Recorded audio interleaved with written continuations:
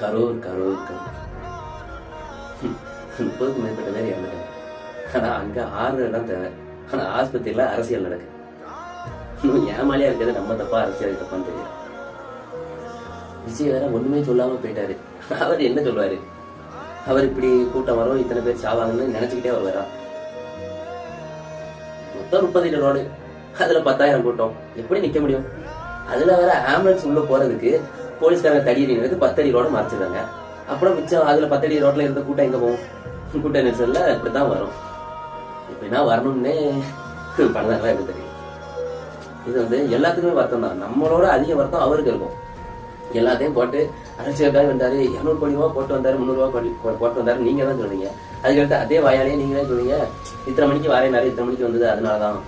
First Parthiban அழகா சொல்றாரு, பிடிச்ச ஆளுக்கு ஓட்டு போடுங்க, கூட்டம் போடாதீங்கன்னு. நம்மளோட கெட்ட பழக்கமே அதான். என்னன்னா